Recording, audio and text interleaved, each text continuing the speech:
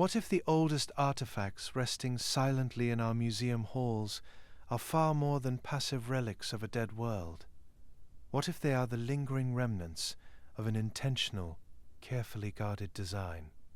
A structural system established at the very dawn of recorded time by a civilization that the centuries have all but swallowed whole, leaving behind mysterious wedge-shaped marks pressed into clay and figures carved into hard stone, figures that tell a story far beyond anything we thought we understood about the ancient world. Those questions aren't rhetorical distractions. They're the very center of what we're going to explore tonight. Just imagine walking through a museum gallery devoted to ancient Mesopotamia. The lights are low, the temperature is carefully controlled. Glass cases hold objects that are 4, 5, sometimes 6,000 years old. A small card beside each one offers a date, a site name, a brief functional description, and then you move on. That's usually how it goes. But consider what those objects actually are. Consider the world they were pulled from. These weren't decorative pieces made for aesthetic pleasure. They were operational. They were load-bearing elements of a civilization that governed the oldest cities known to mankind, managed the first harvests, tracked the movements of celestial bodies, and communicated with what it believed to be an authority above all else, a divine authority. As the picture widens, it becomes more and more clear how the stillness of the display case is genuinely misleading. After all, what these objects once governed was anything but still. Nonetheless, mainstream archaeology tends to categorize Sumerian artifacts along fairly predictable lines: administrative records, royal propaganda, artistic expression. And those categories aren't wrong exactly, but they can become a kind of ceiling, a barrier that limits what questions we think to ask. Because when you step back and look at these objects all together, not as isolated finds but as a coordinated body of material, a different picture begins to emerge. Something that looks less and less like scattered artistic expression, and more like a highly synchronized, truly disciplined effort to preserve a very specific kind of knowledge. Knowledge about cosmic order, about the relationship between divine authority and earthly governance, about the precise mechanics of a sacred system, one that the Sumerians believed had not originated with them, but had been handed down from somewhere far older and far higher beyond the horizon. The priests who supervised these preservation efforts understood something crucial about information itself. Knowledge that exists only in the minds of the living is vulnerable. A generation will soon fade away. A cultural crisis will inevitably unfold. Cities are eventually conquered, and the understanding they manage to attain can vanish just as quickly as those empires fall, as though it never existed at all. But knowledge pressed into permanent materials, sealed into the foundations of temples, encoded in symbols that repeat across centuries, that knowledge becomes nearly impossible to erase. It becomes a message thrown forward through time itself, a deliberate act of communication, a message sent to anyone who might later excavate the ruins and attempt to decipher what was left. The Sumerians seemed acutely aware that they were building not just for their contemporaries, but for descendants they would never meet. That idea runs through nearly every category of artifact we have uncovered from the sands of Mesopotamia. Scholars have spent decades trying to properly translate, interpret, and catalogue them, doing their best to keep it in line with conventional theory. But of all the messages our ancestors seemed most dedicated to preserve, one in particular always stands out the most. One that is so embedded into their culture, their beliefs, and their everyday life that it was impossible to ignore, no matter how much it digressed from the traditional path. Because from the oldest Sumerian inscriptions, written at the very dawn of recorded history, all the way to the very end of the Mesopotamian civilization, these people don't describe power as something humans invented, conquered, or earned. They describe it as something delegated, authority that descended from the heavens and was entrusted only to specific individuals, specific cities, specific lineages.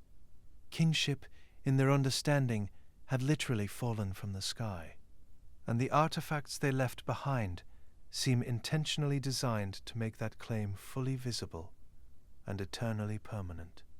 To press it into clay, carve it into diorite, roll it into the surface of wet stone with tiny cylinder seals no bigger than a thumb, and then bury it somewhere it would outlast every dynasty that came after. This is where the ancient scribal tradition becomes genuinely fascinating.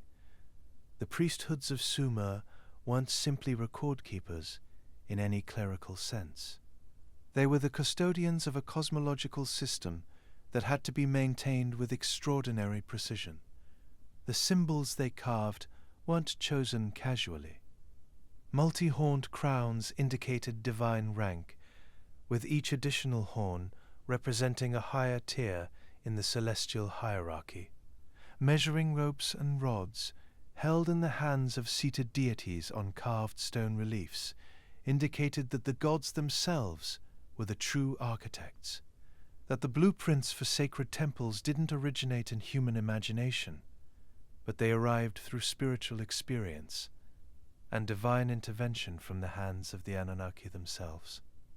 These symbols and many others appear again and again, across centuries, across different city-states, with a consistency that suggests not artistic tradition, but something closer to dedicated doctrine and reverent remembrance.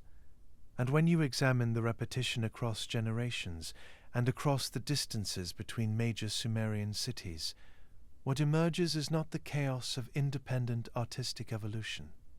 What emerges instead is first-hand evidence of a unified teaching, transmitted with precision, maintained with discipline, and treated as a sacred cornerstone of all society, one that could not be altered without breaking something fundamental in the fabric and foundation of their entire civilization. So here's the question that sits underneath all of it, and it's one that serious researchers genuinely debate. Were the scribes of ancient Sumer recording nothing more than mere mythic allegory and elaborate metaphors dressed in the language of gods? Or were they leaving behind a tactile record of something they believed to be literal, directly inherited from a time before the flood, preserved through the catastrophe, and reinstated in the river valleys of southern Mesopotamia when the waters finally receded? That question matters more than it might first seem, because the answer changes how we read every object held in those museum cases, and makes us question everything we thought we knew about the dawn of human history. What we can say with confidence is this: the Sumerians went to extraordinary lengths to preserve certain kinds of information. Cuneiform tablets were fired in kilns and cured in the hot rays of the Mesopotamian sun to make them permanent. Sacred objects were sealed inside temple foundations. Cylinder seals were carved from the hardest available stones: serpentine, lapis lazuli, carnelian, materials that would survive millennia buried in the earth. None of that speaks to casual record-keeping. All of it speaks to an urgent and very deliberate effort to ensure that specific knowledge survived. And by reading those wedge marks, deciphering the imagery, and examining the artifacts that have come up from the ground across nearly 2 centuries of excavation, we can begin to trace a trail of memory that simply refuses to disappear. If you're listening to this in the quiet of the night, let us know where and when you are joining us from in the comments section below. There's something quite remarkable about knowing that countless listeners are tuning in from all over the world, from different time zones and different continents, all settling into the same slow journey through the forgotten echoes of human history. And if you are enjoying this Sumerian history for sleep narrative, finding it helps you relax or even drift off, consider subscribing to the channel or join the Legends of the Dawn membership for uninterrupted long-form sleep narratives. So let yourself be still and allow the story come to you. Slowly, piece by piece, let the glass cases dissolve.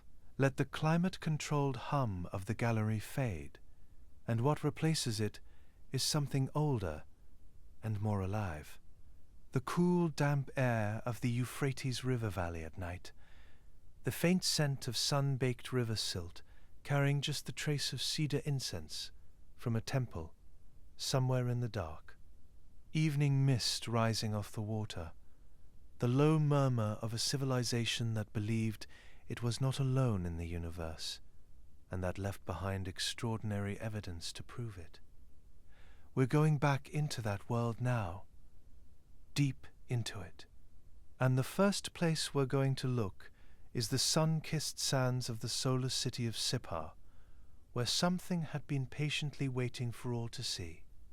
A great masterpiece of divine iconography, one that sheds light on the gods themselves, depicting them in ways beyond all conventional interpretation. Sippar was known across antiquity as the sacred seat of the sun god Shamash, where the deepest repositories of antediluvian knowledge were buried beneath the silt, safe from the flood.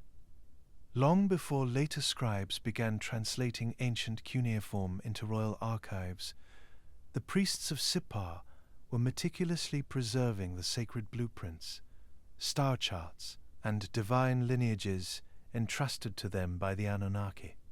Its very soil held the lost memory of an entire world, safeguarding the sacred treasures of the past within subterranean vaults, until modern excavations pulled them back into the light.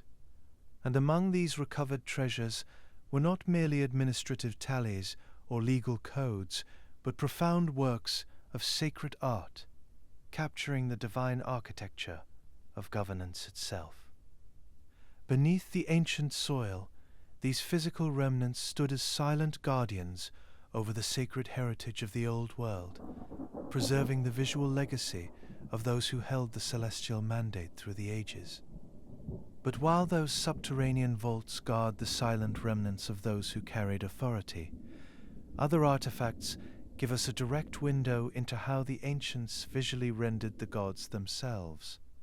Because deep within the permanent collections of the British Museum rests a small cylindrical object carved from dark green stone, measuring just under 4 inches in height. It is known to modern epigraphers as the Adda Seal, a seemingly unassuming stone artifact dating to the Akkadian period around 2300 BCE. But what they found carved into that tiny stone surface was truly remarkable.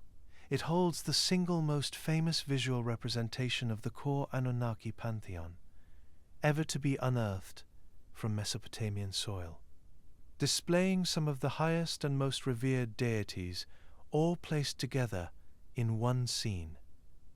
When rolled across a slab of damp river clay, the carved cylinder leaves behind a raised, continuous relief that seems to bring an entire cosmic realm into immediate focus. It does not depict ordinary human laborers, nor does it capture routine agricultural tallies or city wall boundaries. It depicts a single, luminous moment of divine movement, capturing the supreme deities of ancient Sumer at the precise instant of cosmic transition. At the center of the impression stands Shamash, the sun god emerging from the eastern horizon just as dawn breaks across the earth. He is shown carving his way through the jagged peaks of the Zagros Mountains, a notched saw blade held high in his right hand. Rays of intense light emanate from his shoulders like rays of fire, signaling the return of order and the illumination of hidden truths.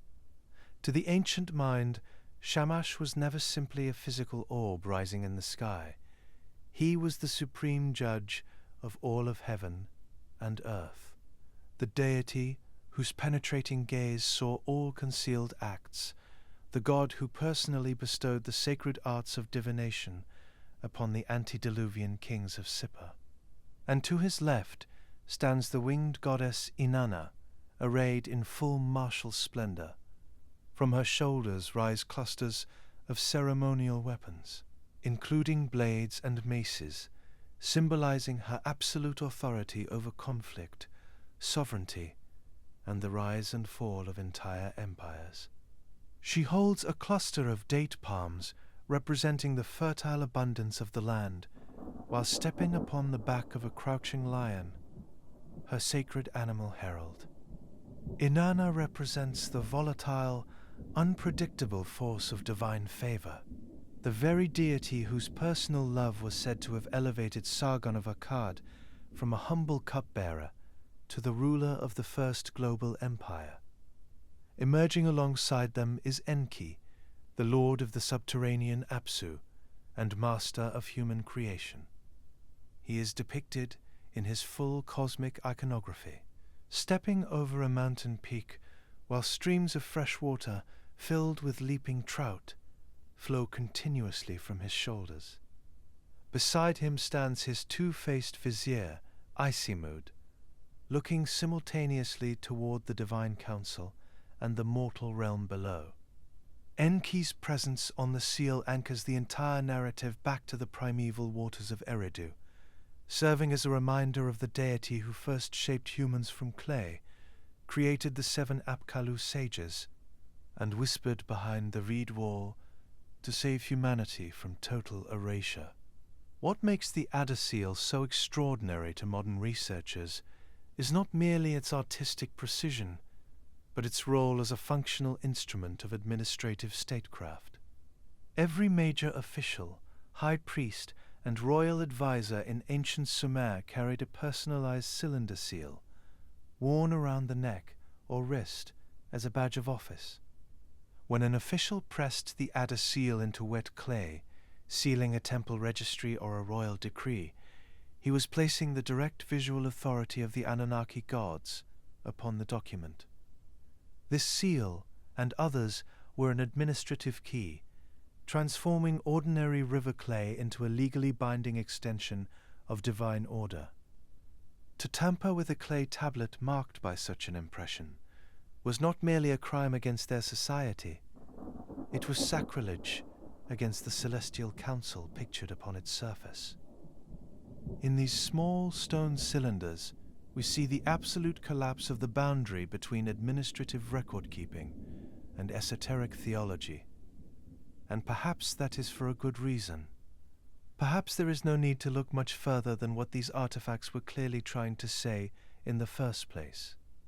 The Adda Seal stands to this day as tangible, enduring proof that to the ancient Sumerians, the Anunnaki were not abstract allegories or distant myths, but real active rulers whose cosmic authority was stamped into the most permanent impressions they could possibly leave behind. And nowhere was this divine order more clearly preserved across centuries of buried history than in the solar city of Sippar, where, among its vast trove of ancient treasures, we find another artifact of particular intrigue, a golden stone tablet that lay hidden beneath the temple floors for centuries before anyone knew to look for it. And when it finally emerged from the earth, what it carried on its surface was not a simple document, or a record of grain, or a boundary marker between rival city-states. It was something far more deliberate than any of those things, something that felt, to the scholars who studied it, less like a document and more like a memory. The Tablet of Shamash dates to somewhere between 888 and 855 BCE, made during the reign of a Babylonian king named Nabu-apla-iddina. But here's what's fascinating about that date. It tells you almost nothing about the age of what the tablet actually contains. Because Nabu-apla-iddina wasn't inventing something new. He was copying something much older, a tradition preserved deep within the archives of the Eberbar Temple, the great solar sanctuary of Sippar, where the priests had guarded certain texts and certain images across many generations. The tablet itself was a restoration, a conscious effort to recover what had been buried and return it to the world in permanent form. Here again we witness the sun god Shamash. Beneath a canopy of stars, inside a pillared shrine, he sits upon a throne, not standing, not marching in triumph, but seated, which in the visual language of ancient Mesopotamia carried its own specific weight. Seated gods were gods of the highest levels of authority, established, permanent. And in his hands he holds those two objects that appear again and again across the full span of Sumerian, Akkadian, and Babylonian art: the rod and the ring. These were not ornamental. That's the thing most easy to miss when you first look at the image. The rod, known in Sumerian as the gish-hur, and the measuring line or ring that accompanies it, were the instruments of the divine architect and surveying. Together, they represented the power to measure all of space and time itself, to establish boundaries, to lay out the foundations of temples, and to enforce the moral structure of the cosmos itself. Whoever held them held the ultimate mandate to determine what was lawful and what was not, where the sacred ground began and where it ended, and what lay somewhere in between. The rod and ring were the original instruments of cosmic order, and they show up with a consistency across deep antiquity that is genuinely difficult to dismiss. Held in the hands of Inanna, at the top of Hammurabi's great basalt legal pillar, where Shamash extends them directly toward the king, an act that visually transfers divine authority into earthly law. Water gods hold them, high deities all the way from the earliest days of ancient Sumer, traced through to Babylon, carry them in nearly identical postures across thousands of years of religious imagery. They were not a regional symbol or the emblem of a single dynasty. They were something closer to a universal shorthand for celestial mandate and sacred geometry. But that isn't the only intriguing symbology to be found on this tablet, because placed just before Shamash there sits an altar, and resting on that altar is a massive four-pointed solar disk. It doesn't float freely. Two celestial beings lean down from the starred canopy above, holding the disk in place with two long ropes, a detail that to some is easy to pass over, but it shouldn't be. The disk itself is circular, with a central four-pointed star at its heart and flowing streams of light radiating outward between the points in curvy wave-like lines. It is the physical image of something known as Melamu, the divine radiance of Shamash, the quality of solar light that was simultaneously the warmth that fed the fields, the truth that burned away all devious deception, and the ordering principle that governed the four cardinal directions over which the sun held complete dominion. And then there are the ropes, and those who hold them. The two figures at the top of the relief are sky acolytes, sometimes identified as Igigi spirits, celestial attendants leaning out from the firmament itself. You see, in Mesopotamian cosmology, the firmament was not composed of mere empty space. It was the Shatir Samami, a structured ceiling of the heavens, studded with stars and populated by divine beings whose role was precisely this kind of active maintenance. They are not watching the solar disk from a distance. They are holding it, steering it, keeping it in its exact path, in its proper place, across the entirety of the sky. To our ancestors, this image answered one of the most fundamental questions a human being can ask. What drives the patterns of the heavens? Why do countless celestial bodies follow the same arc, season after season, year after year, without fail? The answer was not chance, nor a detached physical law operating without awareness. The answer was beings who defy all modern explanation, beings who they believed ruled over the earth and the universe at large long before we ever drew our first breath. The direct intervention of divine hands, holding the ropes, maintaining the tension, keeping the disk in its ordained position so that dawn would always break, crops would always have their season, and the structure of existence would hold firm. That idea runs through these artifacts like a thread you can follow in every direction. And at the center of it all, Sippar was not just any city. It was the solar city, the ancient seat of Shamash's worship, and a place which traced its origins all the way back the Antediluvian era of ancient Sumer, where it had started as a settlement that existed long before the Great Deluge forever altered the shape of the world. The Barusier priests of Sippar, those trained in celestial divination and sacred observation, had kept the archives of Ibabar intact across centuries of political upheaval, flood, and conquest. So when Nabu Apla Iddina undertook the work of restoring the temple and commissioning this tablet, he was doing something that Mesopotamian kings understood as one of their most sacred duties. He was salvaging the old world. He was recovering the original divine blueprints and reconsecrating them so that his kingdom might remain in alignment with the instructions given at the beginning of time. This is a pattern worth noticing, because it is a pattern that refuses to stay quiet. The search for antediluvian wisdom and the effort to preserve it would define not only the cradle of civilization, but would stretch into far later empires who had already long forgotten the word Sumer, or where it came from. And all the while, through their greatest heights and darkest hours, ancient rulers did not invent new religious frameworks to legitimize their power. They went looking for old ones.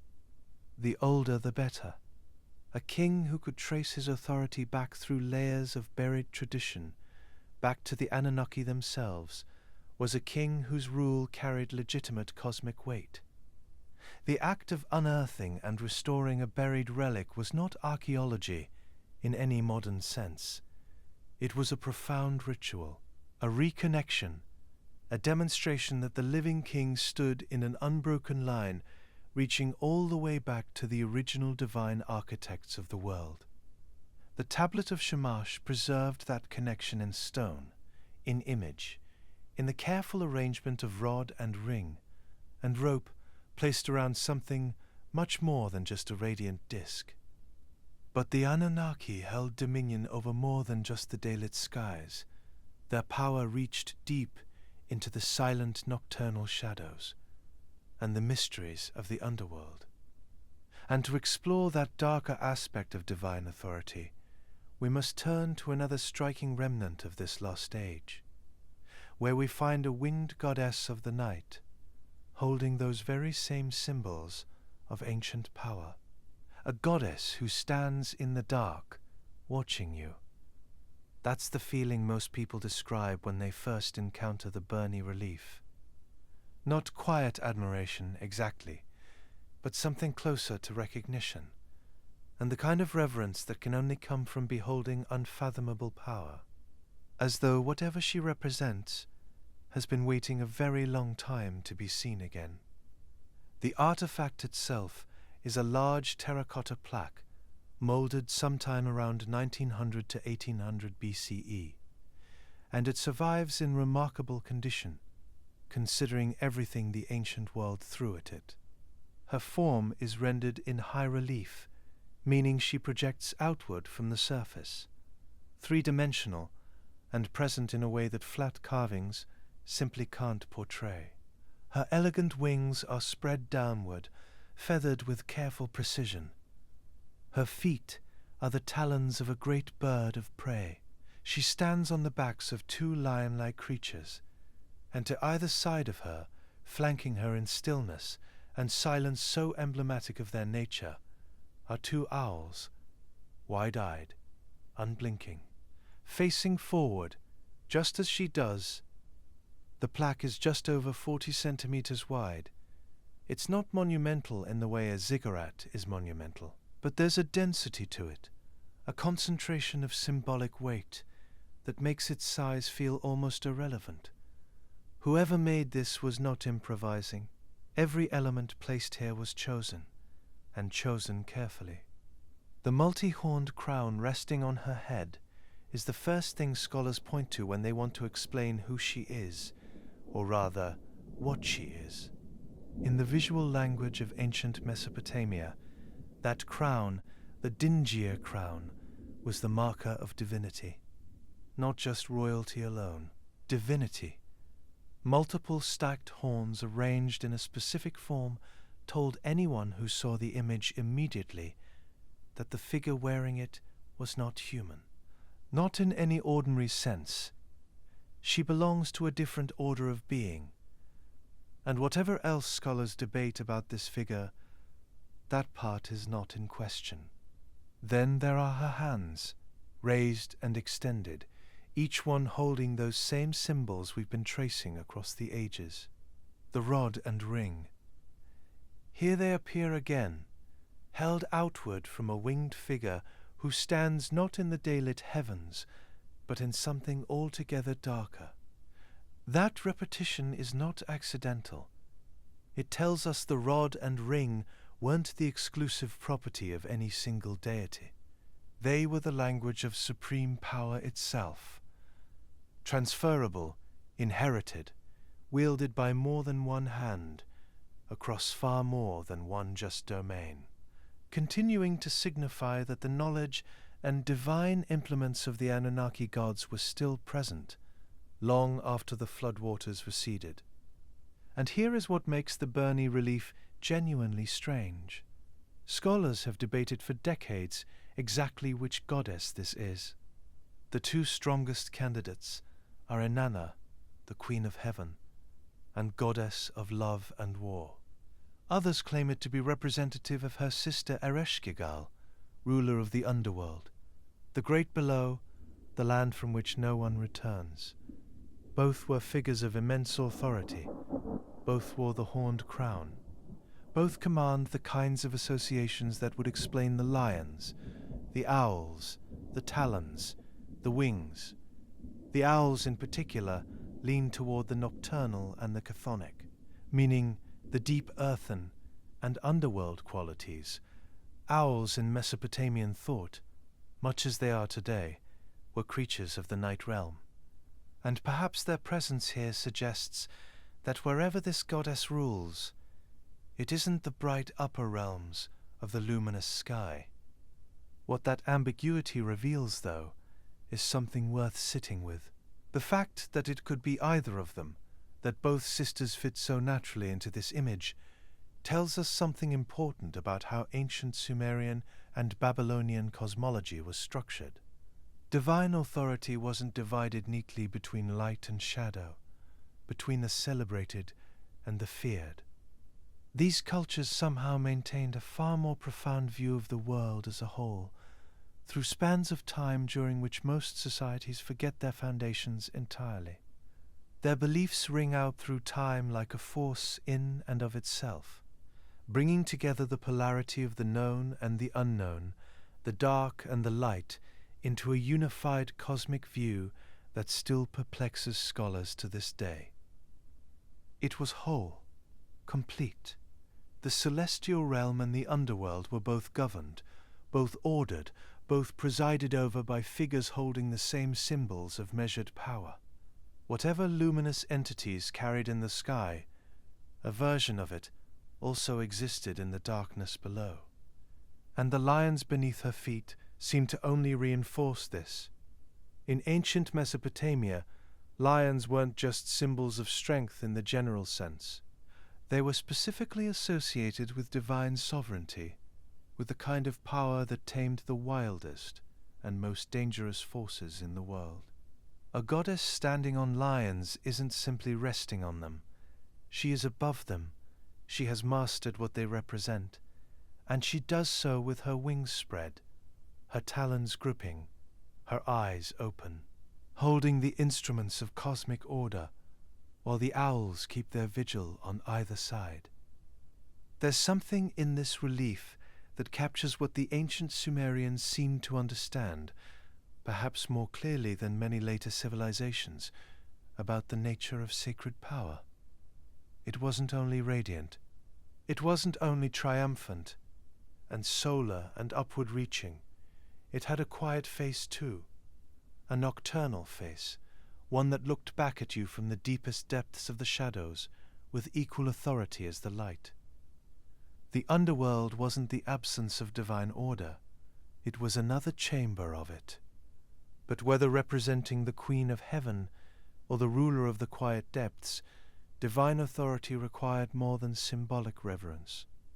It demanded physical sanctuaries designed to withstand the true test of time, keeping such treasures safe from the shifting patterns of life and of passing millennia, structures that had to be built to exact and intentional measurements, and would leave behind the largest impression ever seen in the ancient world, stretching from one corner of the ancient landscape to the next, erecting temples and institutions and monuments that spread far and wide across the Mesopotamian plains, forming the cradle of all civilization as we know it. And to see how ancient rulers continued to receive the sacred blueprints which allowed them to do it, even long after the flood, we turn to a particular dark statue, one which displays the figure of a man who, according to the texts, refused the grand title of Lugal, kingship in its most pure state, to maintain the title of Ensi, a divinely chosen governor, showing humility before his gods. And there, carved from a rare and nearly indestructible material imported from distant lands, he is portrayed with a divine plan, resting directly upon his lap. There are roughly 27 surviving statues of Gudea, the ruler of Lagash, scattered across the great museums of the world. Most show him in the same posture, hands clasped, head shaved, a face of deliberate stillness carved from a dark stone in a way that makes you feel the weight of whatever he was carrying. But one of them holds something the others do not. One of them carries a secret even deeper still. It is catalogued as Gudea Statue B, the architect with a plan, and it was recovered from Tello, the site of ancient Gesu. Dating to around 2120 BCE, the stone used to carve it is diorite, one of the hardest and darkest natural stones available to ancient sculptors.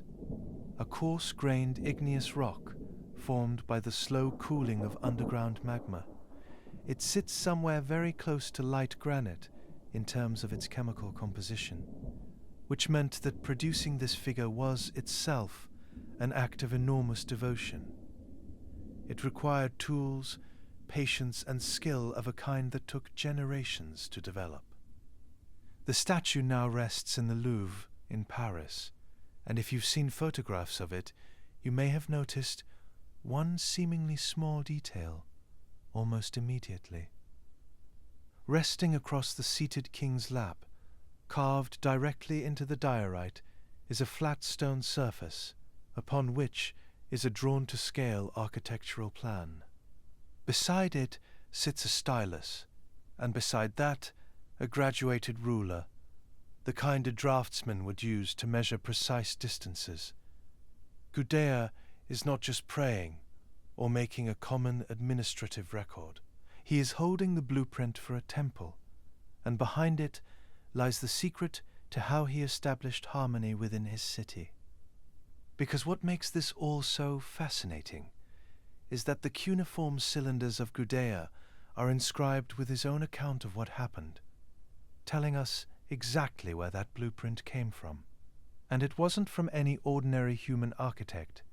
Instead, Gudea describes a dream. He describes falling asleep inside the silent sanctuary of his temple. And what comes next reads less like a dream and more like a legend.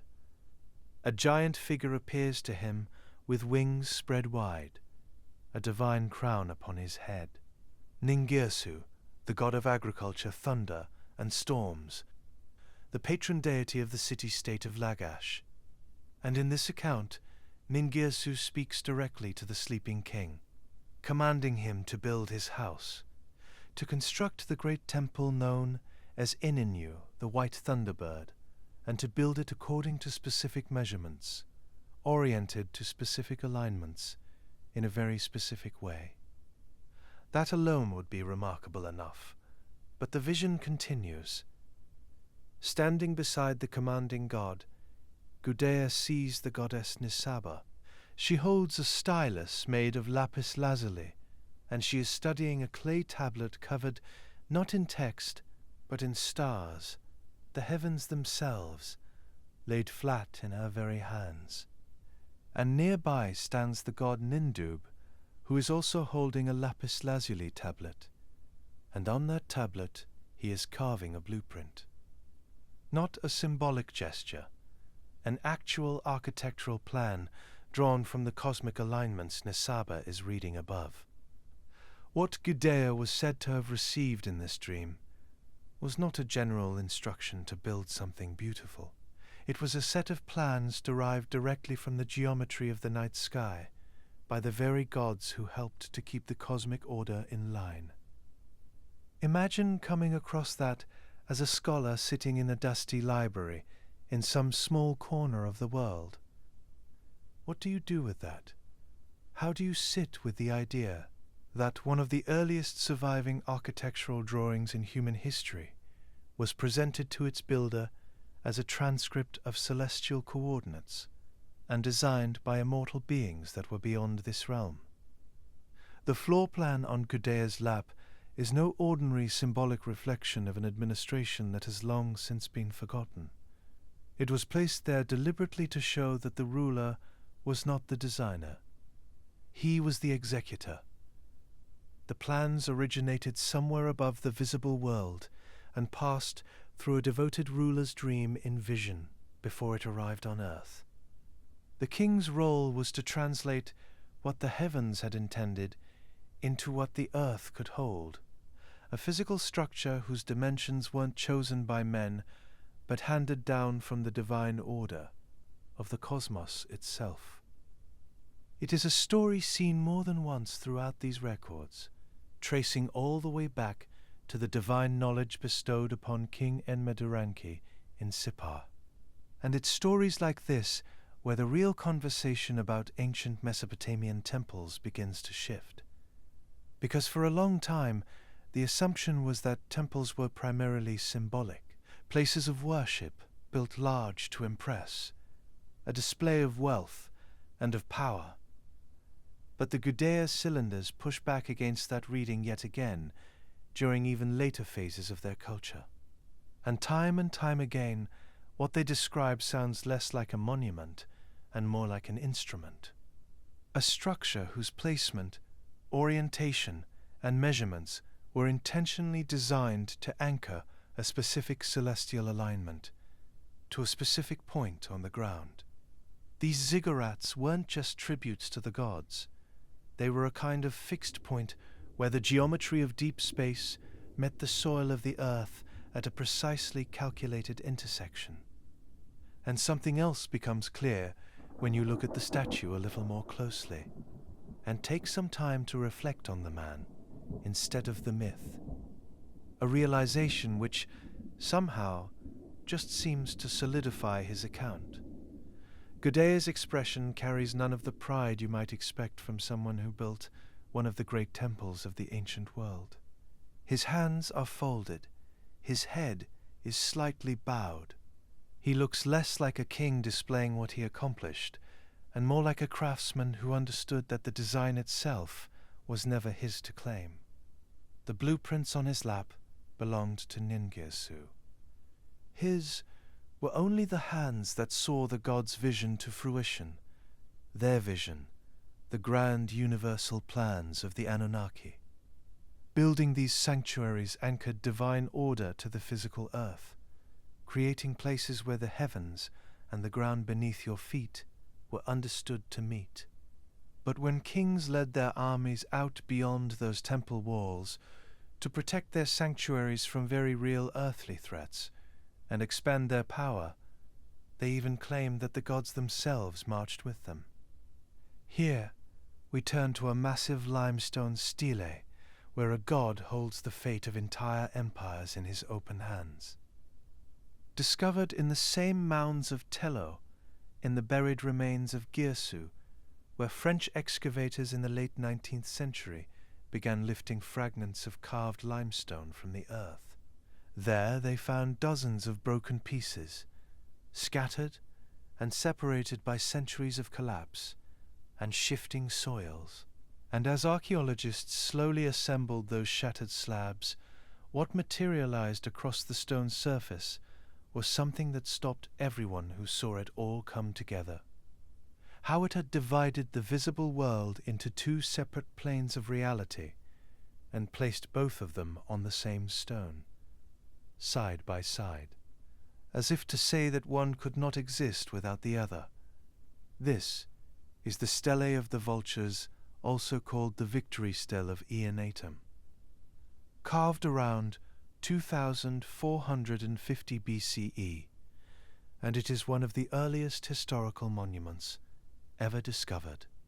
The stele masterfully combines detailed stone relief carvings with roughly 840 lines of Sumerian cuneiform text. And one thing is very clear right from the start. It is split, two registers, two realities. On one side you have the divine realm, on the other the mortal one. And the Sumerians didn't treat this as a metaphor. They carved it as a literal map of how power worked, how the very act of war was sanctioned, and who was ultimately in charge of the outcome. In the divine register, the god Ningirsu stands enormous against the background of the stone, who by this time had evolved from a deity of agriculture into a fierce warrior champion in the militarized city-states of early Sumer. He is portrayed here not as a distant, symbolic figure, but as an active physical presence. He holds an enormous net, and inside that net, the enemies of the city-state of Lagash are trapped and writhing. Vultures crowded around them, and Ningirsu himself raises a mace, ready to strike. The scale of him compared to the figures caught in the net makes the message impossible to misread. These enemies were not defeated by human strength alone. They were caught, first, in a divine trap. Ningirsu, god of war and agriculture, had already decided the outcome before a single sword moved through the air. Below that divine scene, King Eonatum of Lagash leads his army forward. The soldiers are organized, helmeted, and locked together behind a wall of shields in what appears to be one of the earliest depictions of a military phalanx in recorded history. They move as a single body, as one stepping across the fallen. Eonatum himself is at the front. He doesn't look uncertain. He looks like someone executing an instruction he has already received. Because that is precisely what the stele is telling you he was doing. The human battle and the divine action aren't happening in alternating sequences. They're happening simultaneously. The same event, seen from two different vantage points. What Ningirsu does in the heavens, Eonatum enacts on the ground. As above, so below. The king is not the originator of this victory. He is merely the physical arm of a decision made in a realm he cannot enter. This is what makes the stele so valuable as a document, not because it tells us who won a particular border war between Lagash and the neighboring city of Umma, though it does tell us that, but because it shows us visually in stone that has survived 4,500 years, exactly how the Sumerians understood the relationship between earthly events and divine authority. Victories were not won by kings. They were assigned to kings. The gods deliberated. The Anunnaki, high in their celestial order, determined the ultimate fate of cities and their armies. And all the while, human rulers, men like Eonatum, went out and made those fates into physical reality. But the monument also reveals something that the propaganda angle doesn't fully account for, because here again we see that the Sumerians appear to have genuinely believed this. The divine realm wasn't a rhetorical device they deployed for effect. It was a framework they inhabited, a foundation that formed everything they were and everything they would become, woven into every element of their society, from towering temple architecture to royal statuaries, cylinder seals, and even this stele. All of them place human life inside a larger cosmic structure that was understood to be real, active, and directly involved in human affairs. And though the memory of that world may have faded over time, it was never truly lost. As the dust of that ancient battlefield settles under the gaze of Ninjutsu, the golden rays of sunset fade beneath the horizon. Those carved figures grow still once more, and something shifts. Tools are laid to rest, stone reliefs fall silent, and the ancient world settles into an unbroken starlit peace. As the last light of that ancient world softens, pulling back from the limestone, something else moves in to take its place. Twilight settles over the river valleys in the same way it always has. Slowly, steadily, the amber warmth of late afternoon thins and stretches across the flat Mesopotamian plains, dissolving at its edges into a wash of deep indigo, the kind of blue that has no name in any language, but is recognized immediately, instinctively, by anyone who has ever watched it creep across the sky at day's end. From Sippar to Lagash, from the low banks of the Euphrates to the dark fields beyond Babylon, the sky deepens in progressive stages.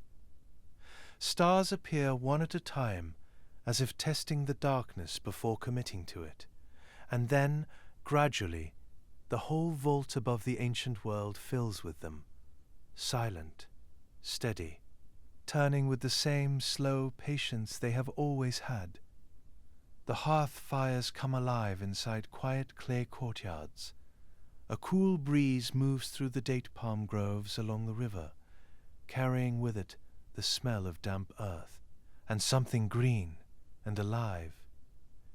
The city sounds at ease, the weight of the day, its labor and its noise. Its decisions and its obligations lifts gently away and dissolves into the night air. Children settle. Dogs go quiet. The carved figures on the temple walls stand in their old arrangements, watching nothing in particular, at rest in a darkness they have inhabited for millennia. And the people who follow, generation after generation, go on. That is the quieter truth underneath all of it. Cities fall and rise again along the same river bends. Granaries fill. Children are born into courtyards not unlike the ones their ancestors knew. And they grow, and they build, and they look up at the same sky. The great ziggurats eventually go still, their processional stairways slowly buried under the patient accumulation of centuries. But the knowledge held inside those carved stones and pressed tablets moves forward, passing from hand to hand the way all things of value are passed, quietly across the distance between one life and the next, and the next, and the gods, for their part, remain in the sky.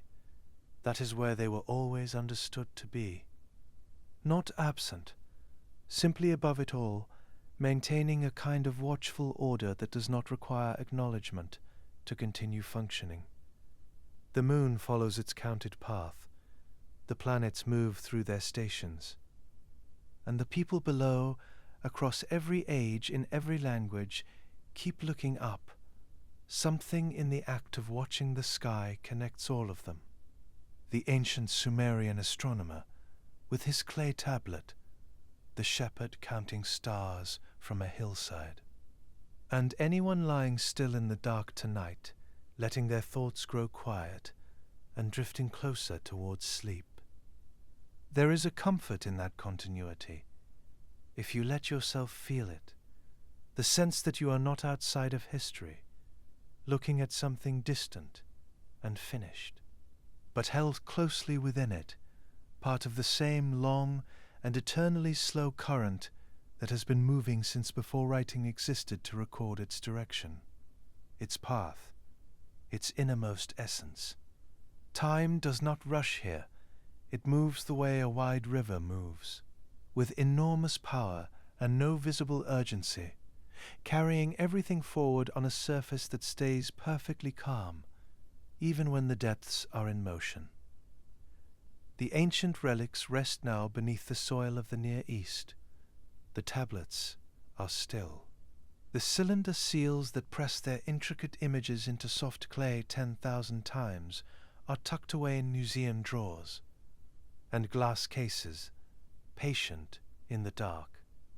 And the sky above them is the same sky, the same slow wheel of stars, turning in the same direction as it was above the ziggurat of Ur, above the temple of Ningirsu, above the river markets and the scribal schools and the quiet courtyards where fires burned low and people lay down to sleep. Let that settle. Let your consciousness drift along those same celestial currents gently, without resistance, into the deep indigo above the plains, where the stars are still watching, just as they have always been, and the night, as it always has, holds everything safely until morning.